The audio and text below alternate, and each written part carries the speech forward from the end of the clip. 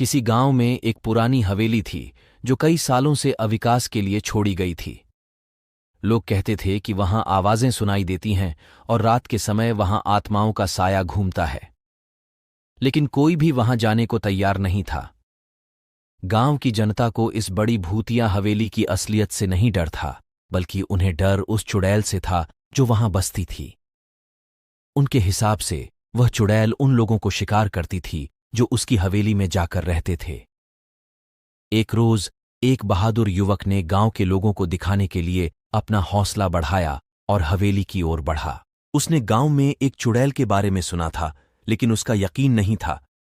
जैसे ही वह हवेली के पास पहुंचा, एक भयानक आवाज सुनाई दी। कौन है वहां?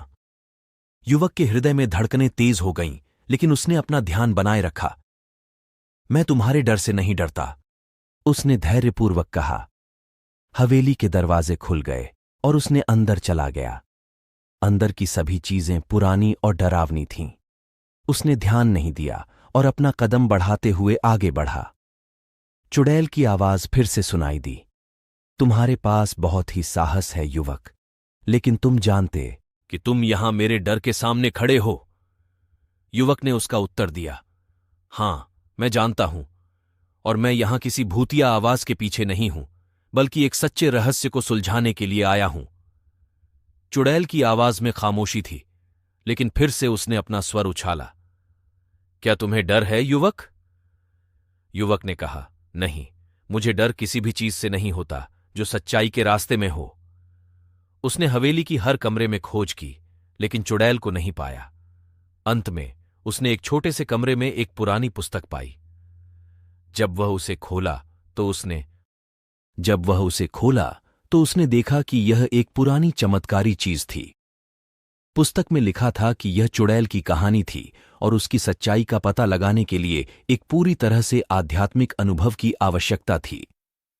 युवक ने देखा कि पुस्तक में लिखा था कि चुड़ैल एक समय एक सुंदर राजकुमारी थी, लेकिन उसका मनुष्यों के प्रति अन्याय और दुष्टता के कारण उसके दिल में कड़ा दर्द था।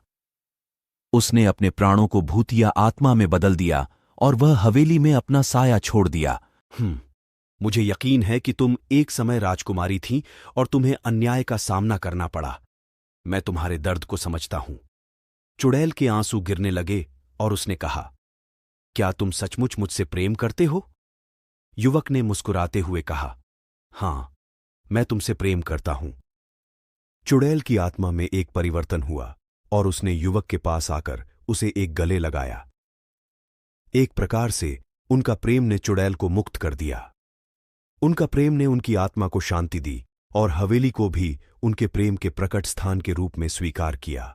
इस प्रकार युवक ने चुड़ैल की कहानी को समाप्त किया और हवेली में सुख और शांति का आनंद लिया। लोग